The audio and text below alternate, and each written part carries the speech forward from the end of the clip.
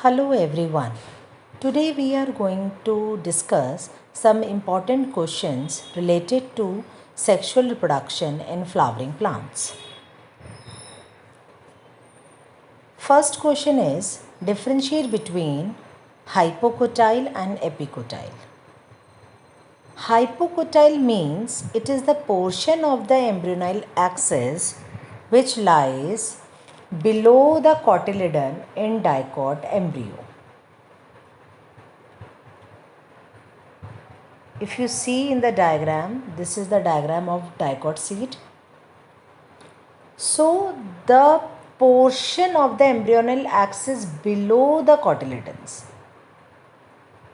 cotyledons के जो नीचे वाला portion है, that is called as a hypocotyle, so that it give rise to the radicle. It give rise to the radicle. And what are about the epicotyle? The portion of the embryonal axis which lies above the cotyledon, cotyledon के ऊपर होगा, which terminates with the plumule. Hence it is called as a epicotyle. There is a difference between coleopatile and coleorhiza. Both are protective sheet. Both are found in monocot seed. And coleopatile, it is a sheath which encloses the plumule.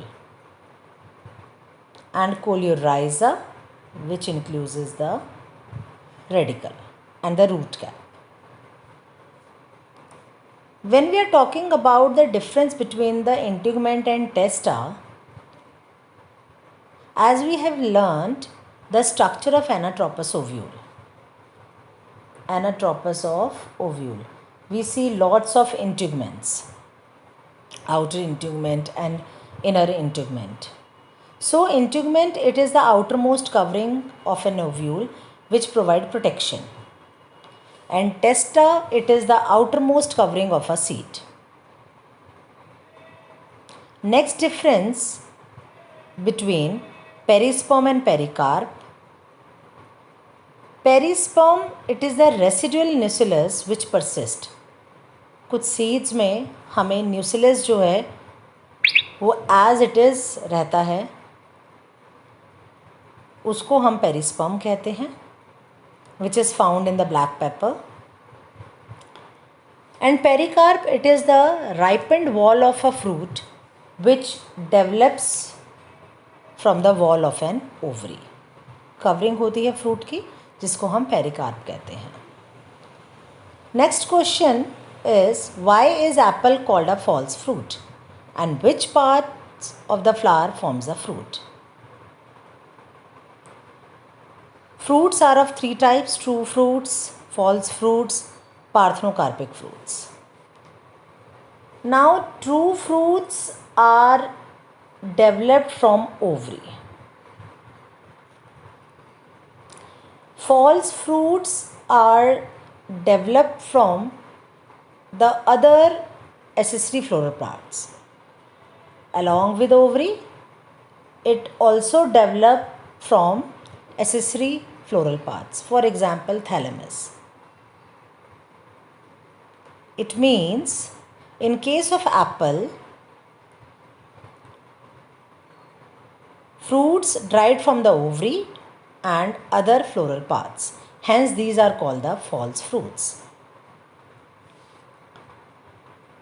Next question is, what is meant by emasculation?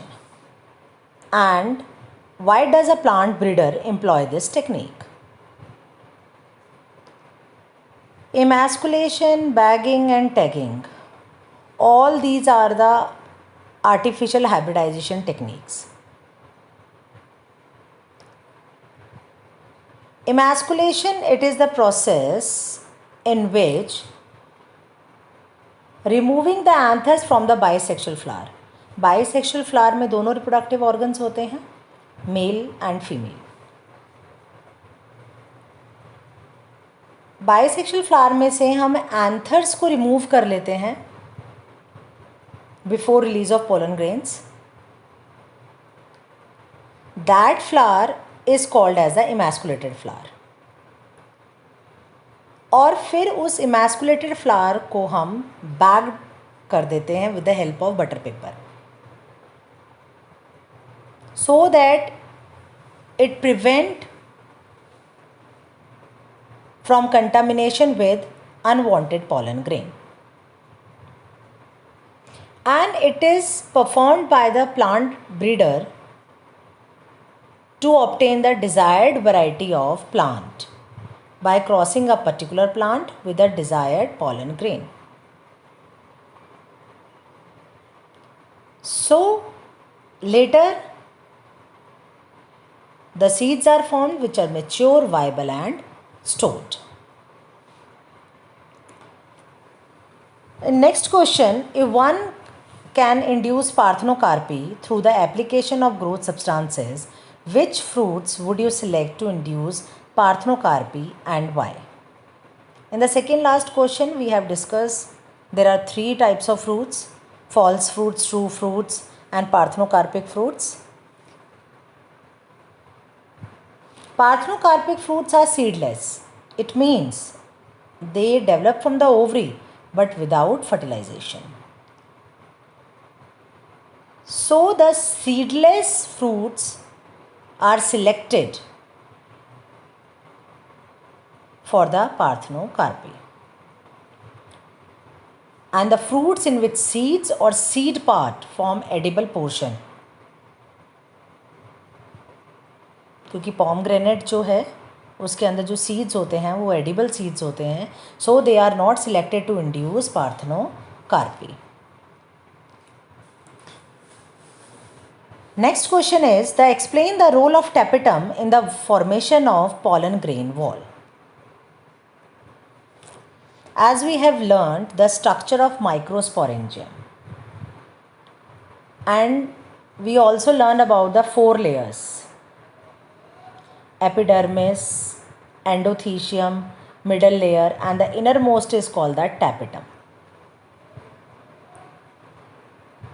which nourish the developing pollen grains. These tapetal cells are multinucleate and contain special bodies called Eubiscus bodies. The outer layer of the pollen grain is called exine. pollen grain में दो layers होती हैं, एक exine है और एक intine.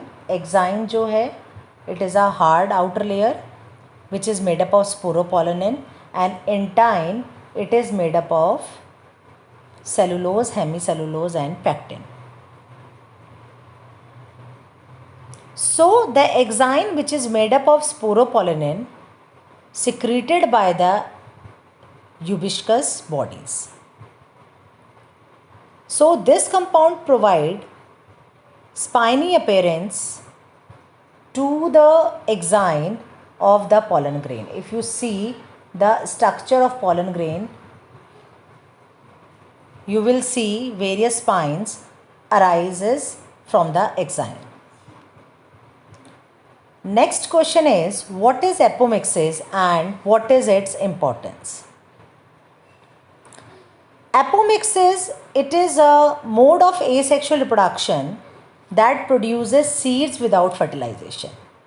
So there is another question, difference between apomixis and parthenocarpy.